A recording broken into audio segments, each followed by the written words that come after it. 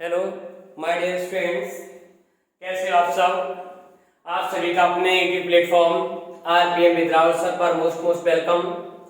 और आज हम स्टार्ट करते हैं आप सभी के लिए करंट डेंसिटी को। एक छोटा सा कंसेप्ट है हमारे 12th का, 12th फिजिक्स में छोटा सा कंसेप्ट है करंट डेंसिटी। और इस वक्त पूरा जो चल रहा है इस समय सभी लोग अच्छे से तो होंगे ही, उम्मीद ये है मेरी, आपसे उम्मीद ये करता हूं कि आप सभी लोग अच्छे से होंगे।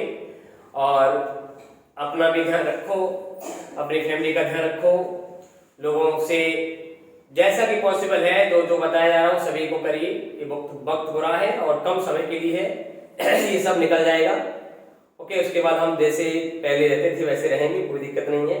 लाइफ है, कभी कभी लाइफ में होता है और ये लाइफ में ऐसा हो गया, कोई जानता नहीं था, मैंने कभी नहीं सोचा था या किसी ने भी कभी नहीं सोचा था कि ये दिन भी देखने को मिलेंगे। बट सत्यमेव जयते एक नाम है, उसको याद करिए और बस अपना काम करिए। तो आज हम बात करते हैं करंट डेंसिटी की। बेटा क्लास 12 की फिजिक्स में करंट डेंसिटी क्या है, छोटा सा कंसेप्ट है वो। किसी भी कंडक्टर से पास होने वाला करंट हम करंट डेंसिटी कहेंगे, लेकिन कब? किसी कंडक्टर के per unit cross sectional area से पास होने वाला करंट करंट डेंसिटी कहलाता है। लेकिन क्या कहा गया है कि current density per unit cross section area से पास होने वाला करंट है, लेकिन करंट और एरिया एक दूसरे के परपेंडिकुलर होगी। क्या है? करंट और एरिया एक दूसरे के परपेंडिकुलर होगी। मेरे कहने का मतलब है करंट डेंसिटी जिसका रिप्रेजेंटेशन हम जैसे करेंगे, एक वेक्टर क्वांटिटी है। करंट डेंसिटी कैसी क्वांटिटी है? एक वेक्टर क्वांटिटी है। तो करंट डेंसिटी को अगर हम देखें कहें तो क्या है? It is the amount of current flowing through a conductor passing per unit area of that point is held perpendicular to the area. Point is held perpendicular to the area. वो point हमारा area से कैसा हो? Perpendicular हो। उसे हम क्या कह देते हैं बच्चा पार्टी? करंट डेंसिटी कह देते हैं। एक ऐसा पॉइंट जहां से पर यूनिट एरिया करंट पास होता हो उसे हम उस पॉइंट से पर यूनिट एरिया पास होने वाला करंट करंट डेंसिटी कहलाएगा। लेकिन शर्त है वो पॉइंट एरिया से परपेंडिकुलर हो।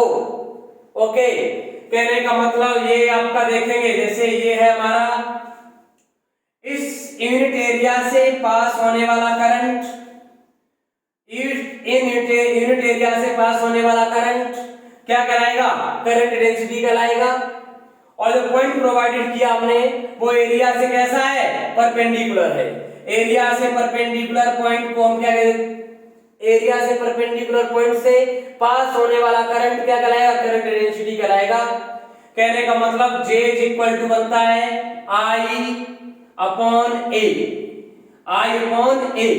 लेकिन अभी ये प्रॉपर नहीं लिखा है I अपॉन A, लेकिन A जो हमारा है वो क्या है? A आपका इस सिचुएशन में नॉर्मल है। कहने का मतलब एरिया आपका करंट से कैसा है? नॉर्मल है। एरिया करंट से नॉर्मल है। इस सिचुएशन में अभी जो आपका ये लिखा है J equal to I upon A, बिल्कुल मैग्नीट्यूड लिखा है। अगर मैं बात करता हूं यहां पर J equal to I upon A से A क्या है? अगर ये आपका करंट और पॉइंट एक दूसरे के नॉर्मली नहीं है तो हम इसके कंपोनेंट को सॉल्व करेंगे। कहने का मतलब आपकी सिचुएशन ये हो सकती है कि ये आपका पॉइंट्स है, ठीक है ना, ये और ये एरिया से क्या ना कोई एंगल बना रहा है, थीटा एंगल बना रहा है। जब कोई थीटा एंगल बना रहा है उस सिचुएशन में क्या होगा? उस सिचुएशन में आपका जो एरिया है, एरिया वेक्टर आपका क्या बनेगा? A cos theta. Area vector आपका क्या बनेगा? A cos theta. इस सिचुएशन को आप फॉलो करेंगे। J वेक्टर है और करंट आपका एक स्केलर क्वांटिटी है, ये भी आपको पता लग जाएगा। ओके, अब देखेंगे यहां से आपका जो सम निकल के आ रहा है J = I/A से, या हम जब आपका एरिया करंट से परपेंडिकुलर नहीं होता है उस सिचुएशन में आप A क्या लगाएंगे, A cos थीटा लगाएंगे। मतलब आपका कौन सा कंपोनेंट लग जाएगा, आपका कंपोनेंट, ये दो कंपोनेंट होंगे, एक कंपोनेंट आपका ये हॉरिजॉन्टल कंपोनेंट हो जाएगा, एक वर्टिकल कंपोनेंट हो जाएगा। ये वाला कंपोनेंट तो यूज हो नहीं पाएगा।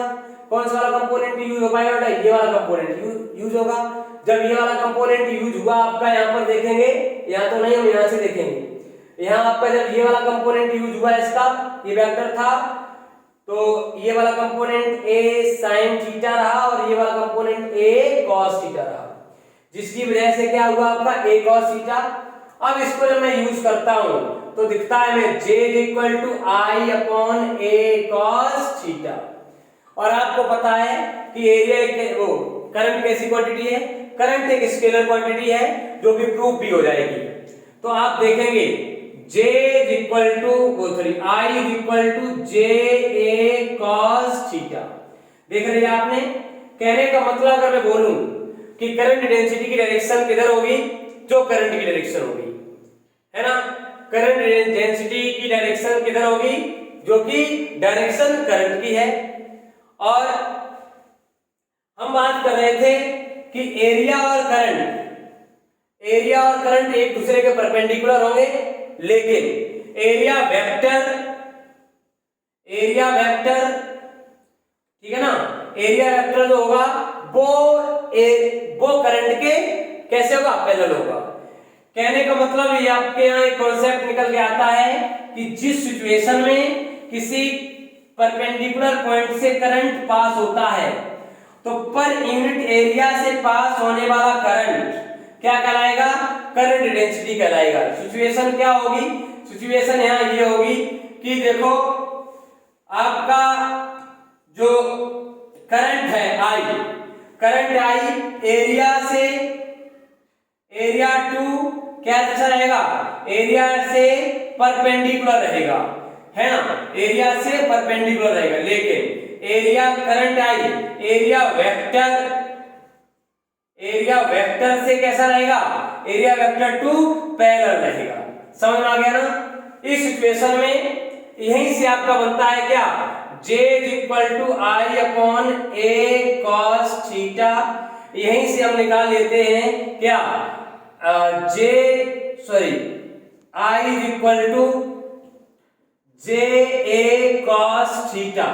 आपको पता है एक A.B मतलब AB cos थीटा को हम A.B लिख सकते हैं, और I = J A वेक्टर बनेगा।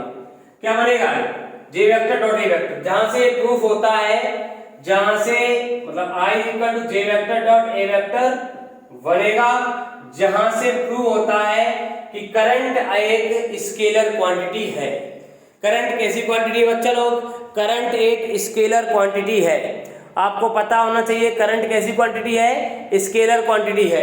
क्यों करंट एक स्केलर क्वांटिटी है, ये बात भी आपको बहुत अच्छे से हम बता दे रहे हैं। यहां से करंट एक स्केलर क्वांटिटी, एक तो ये प्रूव हो गया है। कैसे प्रूव हुआ कि दो वेक्टर का डॉट प्रोडक्ट एक स्केलर क्वांटिटी होता है। ये रूल है, वेक्टर का आपने 11th में पढ़ा है। तो दो वेक्टर का डॉट प्रोडक्ट एक स्केलर क्वांटिटी होता है, ये वाली बात बिल्कुल सही है। इस पॉइंट से ये वाली बात क्लियर हो गई है कि दो वेक्टर का डॉट प्रोडक्ट एक स्केलर क्वांटिटी है, जिसकी वजह से एरिया करंट आपका एक स्केलर क्वांटिटी आ गई। और देखें, और दूसरा कंसेप्ट क्या है इसमें, दूसरा कंसेप्ट ये है कि करंट वेक्टर एडिशन को फॉलो नहीं करता है। कहने का मतलब करंट अगर आपका, करंट के पास अपना मैग्नीट्यूड भी है और डायरेक्शन भी है। देख लो, एक करंट एक ऐसी क्वांटिटी है जो मैग्नीट्यूड भी रखती है, डायरेक्शन भी रखती है, फिर भी एक स्केलर क्वांटिटी है। करंट स्केलर है ना, कैसी क्वांटिटी है, स्केलर क्वांटिटी है, लेकिन इसके पास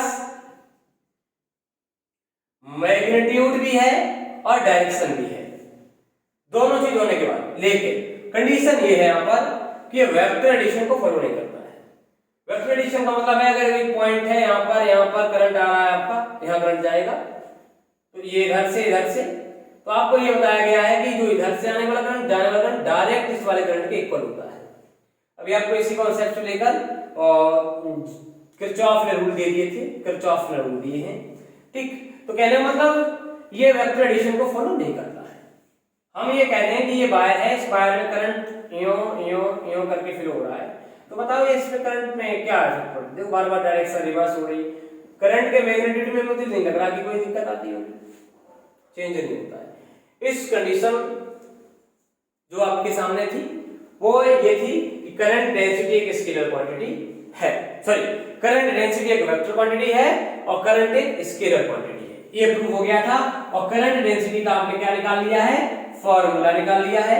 current density Z = I/A cos theta, ठीक है ना, Z = I/A cos theta. Theta कब है, जब आपका करंट एरिया से परपेंडिकुलर ना हो तब, लेकिन जब करंट आपका एरिया से परपेंडिकुलर होता है सिचुएशन में Z = I/A बन जाता है। ओके, यूनिट क्या बनेगी, यूनिट आपको पता है एम्पियर और मीटर इनवर्स टू, ठीक। करंट डेंसिटी का यूनिट क्या बन जाएगा, एम्पियर और मीटर इनवर्स टू। अगर डायमेंशन में फॉर्मूला निकालें, डायमेंशन करंट I का A होता है और L2 हो जाएगा एरिया का, ओके ना, देख सकते हैं आप लोग। अब यहीं से हमारे पास रिलेशंस आएंगे। मैं एक रिलेशन आपको यही बताऊंगा, करंट डेंसिटी और रेजिस्टिविटी कंडक्टिविटी के बीच में भी रिलेशंस होते हैं। तो पहले हम बात करेंगे कि कंडक्टेंस क्या होता है, किसी कंडक्टर का रेजिस्टेंस तो आप जान चुके हैं, कंडक्टेंस क्या होता है। तो कंडक्टेंस की बात होगी पहले मेरी आपसे, कंडक्टेंस की बात होगी और कंडक्टिविटी की बात होगी। तो मैं आपको बताता हूं कंडक्टेंस क्या है। देखो आप समझेंगे बेटा, कंडक्टेंस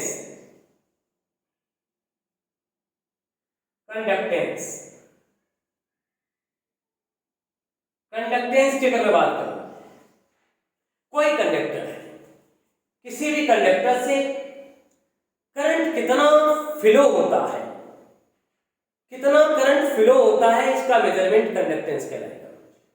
कहने का मतलब इसका जस्ट अपोजिट आपने पढ़ा रेजिस्टेंस, करंट को अपोज करने का पॉइंट। तो कंडक्टेंस किसी भी कंडक्टर की वो प्रॉपर्टी है जो ये मेजर करती है करंट किसी कंडक्टर से कितना फ्लो हो रहा है, कंडक्टेंस कहलाएगा। इसे G से रिप्रेजेंट करते हैं और इसका जो सिंबल है वो आपका कंडक्टेंस को G से रिप्रेजेंट करते हैं, ठीक है। और इस कंडक्टेंस को हम साइमेन, ओके ना, हाँ। तो कंडक्टेंस जो हमारा है इसको जो रिप्रेजेंट करने का रहेगा मेरा, कंडक्टेंस 1/रेजिस्टेंस, मतलब G = 1/R बनता है। कंडक्टेंस = 1/रेजिस्टेंस। इसकी अगर यूनिट की बात करेंगे तो इसकी यूनिट SI/MEN भी बनती है, साइमेन भी होती है, ओके। या फिर हम इसकी यूनिट की बात करें तो ओम इनवर्स होगी, ओम इनवर्स होगी। क्यों ओम इनवर्स होगी, क्योंकि रेजिस्टेंस है, रेजिस्टेंस की ओम होती। और अगर अच्छे तरीके से बात करें हम आपसे तो ये उल्टा कर दो, MHO होती है, महो कहते हैं ये इसकी यूनिट है। अब इससे यहीं पर पॉइंट आया, कंडक्टिविटी क्या है, क्या है कंडक्टिविटी क्या है। तो कंडक्टिविटी की जब मैं बात करता हूं आपसे, कंडक्टिविटी क्या है और रेजिस्टिविटी क्या है। कंडक्टिविटी बेटा देखो, कंडक्टिविटी क्या है, ये रेजिस्टिविटी की जस्ट अपोजिट है, ये कह सकते हैं। कंडक्ट करने की एबिलिटी ही कंडक्टिविटी कहलाएगी, है ना। किसी भी कंडक्टर से जो करंट पास होता है उसको कंडक्ट करने की एबिलिटी ही क्या कहलाएगी, कंडक्टिविटी कहलाएगी। जब मैं कंडक्टिविटी की बात करता हूं तो कंडक्टिविटी जो हमारा है वो रेजिस्टिविटी का जस्ट उल्टा है, ठीक है। कंडक्टिविटी जो हमारा है वो रेजिस्टिविटी का कैसा है, जस्ट उल्टा है। कहने का मतलब मैं बोलूं अगर कंडक्टिविटी जो है रेजिस्टिविटी का जस्ट उल्टा है, इसका मतलब ये हुआ है कंडक्टिविटी जो है आपकी कंडक्टिविटी को हम जो रिप्रेजेंट करते हैं वो सिग्मा से रिप्रेजेंट करते हैं। कंडक्टिविटी हम कह सकते हैं इट इज द रेसिप्रोकल, है ना, it is the reciprocal of conductivity, sorry resistivity. तो रेजिस्टिविटी का रेसिप्रोकल है, इसका मतलब इसे रिप्रेजेंट जो करते हैं वो इससे करते हैं, किससे, सिग्मा से। तो सिग्मा इज इक्वल टू 1/ρ बनेगा। सिग्मा इज इक्वल टू क्या बनेगा, 1/ρ। सिग्मा इज इक्वल टू 1/ρ बनेगा यहीं से बेटा आप जानते हैं। और ρ इज इक्वल टू होता है m/ne स्क्वायर टाउ। ये फॉर्मूला होता है, किसका फॉर्मूला है ये फॉर्मूला आपका रेजिस्टिविटी का है। रेजिस्टिविटी जो हमारी होती है वो ρ is equal to m/ne square tau होती है। रेजिस्टिविटी जो आपकी है वो क्या है, m/ne स्क्वायर टाउ। यहीं से अगर मैं चाहूं तो आपकी कंडक्टिविटी की जो यूनिट बनेगी वो ne square tau upon m बन जाएगा। बोलो बनेगा नहीं बनेगा? देखो ये रेजिस्टिविटी है और ये क्या है, यहां पर कंडक्टिविटी है। कंडक्ट करने की एबिलिटी कंडक्टिविटी कहलाती है। किसी भी कंडक्टर से कितना उसका कंडक्टिविटी है, देख लिया ना। कंडक्टिविटी आपके समझ में आ गई होगी, रेजिस्टिविटी मैंने बता दी। यहीं से रिलेशन बनता है कि इलेक्ट्रिक फील्ड E और कंडक्टिविटी के बीच, और मतलब हम रिलेशन बनाएंगे यहां पर। देखो ये तो समझ में आ गया आपकी रेजिस्टिविटी क्या है, नया फॉर्मूला बन गया है। कंडक्टिविटी का फॉर्मूला बन गया है, ये रेजिस्टिविटी का पहले फॉर्मूला पढ़ लिया है। ये फॉर्मूला आप याद रखेंगे और इधर आप उधर वो भी याद रखेंगे। G is equal to 1/r होता है, कंडक्टेंस इक्वल टू, अगर इसकी यूनिट की बात करूं इसकी कंडक्टिविटी, तो कंडक्टिविटी की यूनिट क्या बनेगी, देखो रेजिस्टिविटी की यूनिट जो थी, रेजिस्टिविटी की यूनिट थी ओम मीटर इनवर्स थी। लेकिन कंडक्टिविटी की यूनिट जो बनेगी वो क्या बनेगी, वो अब इसकी यूनिट जस्ट उल्टा, मतलब ओम इनवर्स मीटर, है ना, ओम इनवर्स मीटर हो जाएगी। और मैंने इसको बताया ओम को क्या लिख सकते थे आप, साइमन लिख सकते थे, साइमन, है ना, साइमन लिख सकते थे। तो ये साइमन मीटर हो जाएगा। ओके, देख लिया है आप लोगों ने इसमें। अब मैं बात करता हूं, अब मैं बात करूंगा रिलेशन एक बनेगा हमारे यहां किसके किसके बीच, रिलेशन बनेगा कंडक्टिविटी, रेजिस्टिविटी और इलेक्ट्रिक फील्ड के बीच। रिलेशन बनाएंगे, relation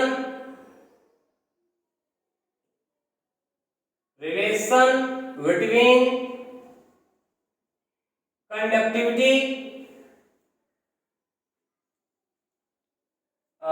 relation between J sigma और E के बीच, एंड E मतलब आप समझ सकते हैं J सिग्मा और E क्या है। J क्या है, J आपकी करंट डेंसिटी है, सिग्मा क्या है कंडक्टिविटी है, और E क्या है रेजिस्टिविटी है।